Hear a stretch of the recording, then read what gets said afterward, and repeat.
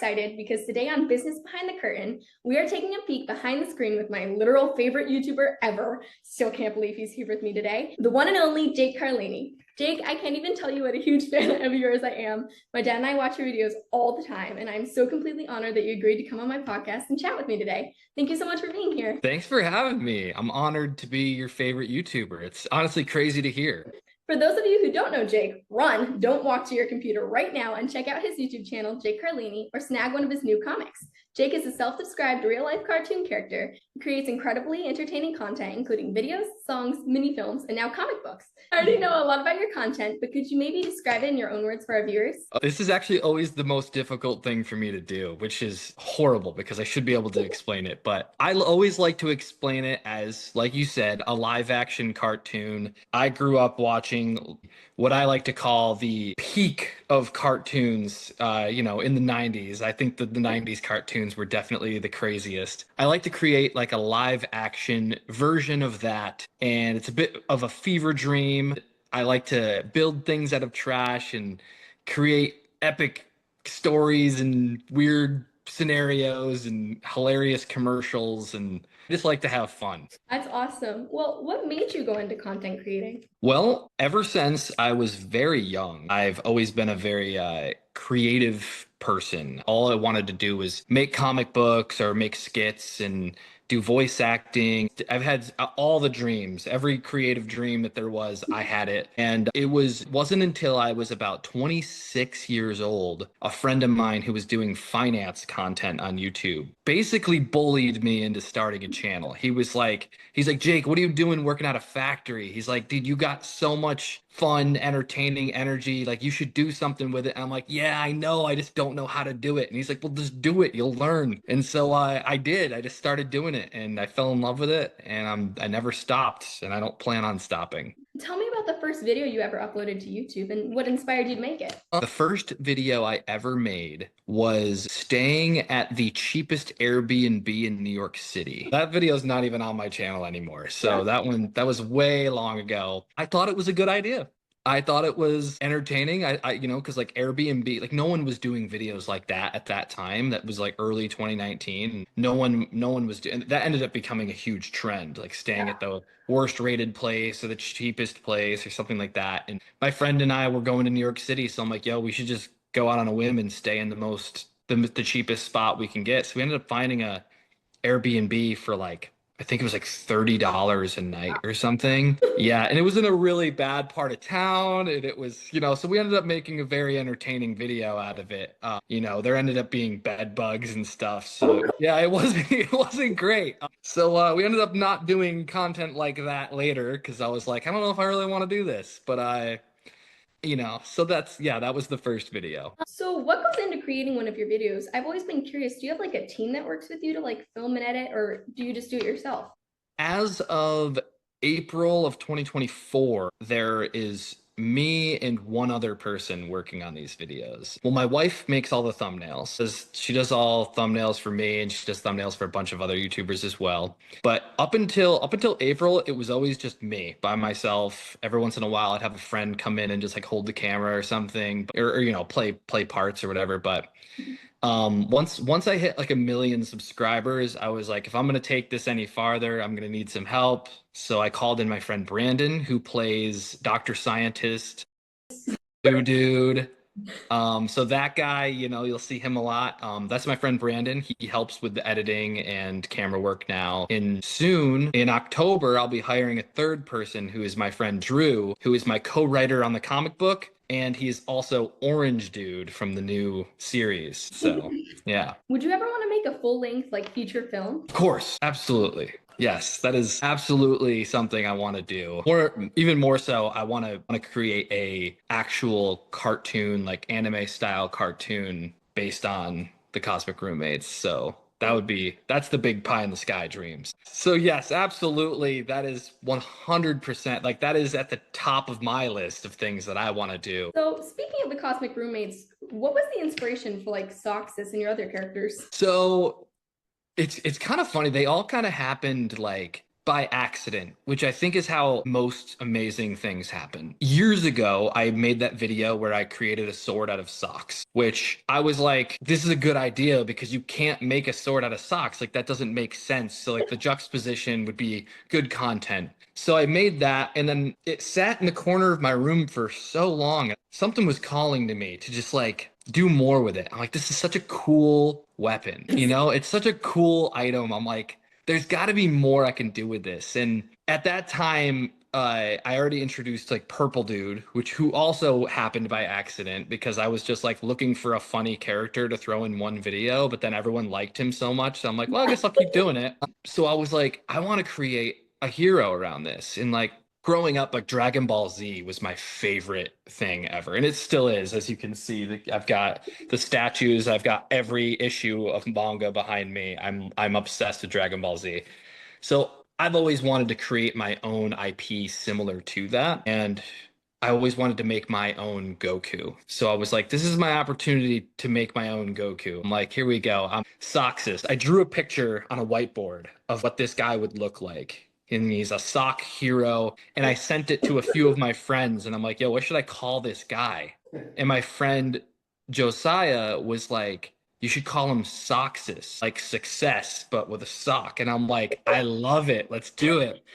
That became Soxus. And at first I was just like, yeah, well, I'll throw him in a video or two and see what happens. And I remember getting this like flood of comments being like, wait, this channel has lore. This channel has a storyline and all these different things. And I'm like, this isn't just like a dream. I can actually do this. And I just kept going. And I'm like, yes, I'm building my universe. So yeah, it kind of happened by accident, but you know, best accident ever. From watching your videos, it seems that you have like some serious trade skills like welding, electrical work. How did you learn to all do that? You mentioned the factory before. Did that kind of come into play there? Not really. So my dad's a general contractor and I grew up building houses. I had familiarity with power tools. Welding, I took a small welding class in high school and I ended up actually having a near-death experience with my welding. I don't know if you picked up on that part in one of my videos, but that is a true story. I had a very horrible infection due to my welding burn, and that was very scary.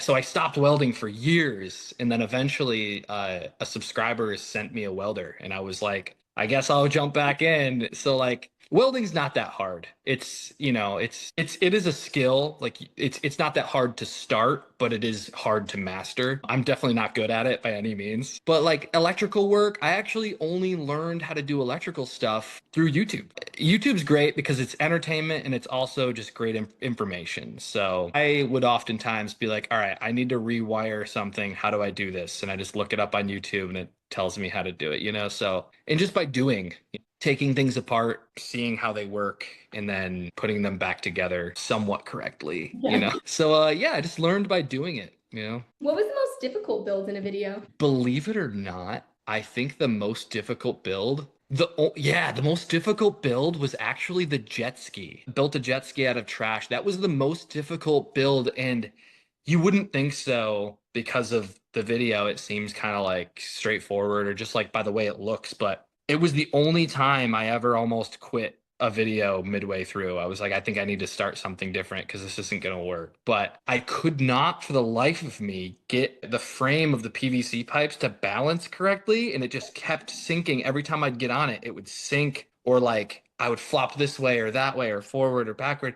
And but I just kept going at it. And eventually I got the ratio just right. And when I got on it, it was so secure. I was like, yes. But yeah, that was tough. That one tested me. And what was your favorite build? I mean, the sock sword might be my favorite just because of like what it created. But I really liked the first tank that I made. The battle bot is really fun. But you know what? I think the dodgeball bazooka. I think the dodgeball bazooka is my favorite one because it still works really good. And I just like, it's a kind of a party trick. People come over and I'm like, yo, check this out. And they launch it into the sky. And they're like, what? That's crazy.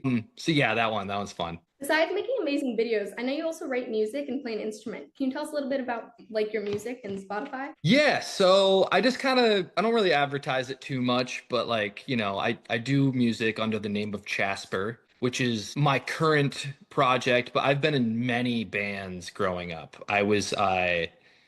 When I was about, honestly, probably only like 6 years old, my brother and I always wanted to be in a band together. So he learned how to play guitar and I learned how to play drums. And we just always played together all the way up until I was in my mid 20s. That was the last time we were in a band together. But we used to play in a lot of like punk bands and metal bands and different things like that. And so I've played a wide variety of music. Yeah, so now I just, on my free time, when I feel like creating music, I will just, because I play guitar, I play drums, I sing, I do all those different things. In my free time, if I'm feeling creative, I'll whip out a song here or there. And I just, it's just for fun. It's passions.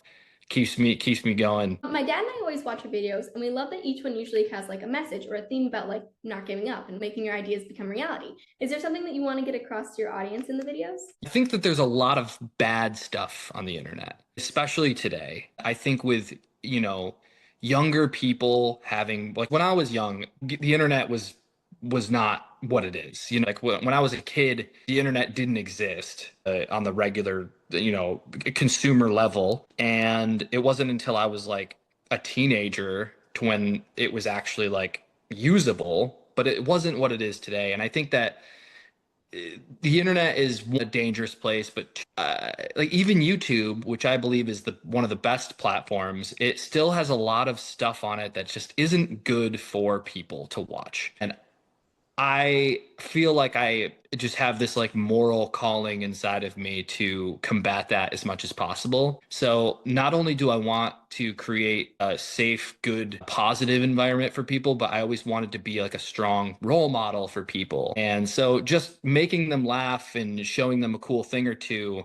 just doesn't feel like enough to me. I want to be able to really drive it home. That's like, I want you to leave a better feeling better or like leaving a better person than you were when you showed up. So I really like to drive home the themes of like, hey, if you really just keep going and don't quit, you can get to where you want to be. Or like, explaining like some of my stories have shown like big misunderstandings, and it's kind of showing people like, hey, don't maybe don't judge someone based off one action that they did, like kind of give people second chances, or just look at the world more positively and try to navigate the world more positively. That's kind of what I'm trying to do.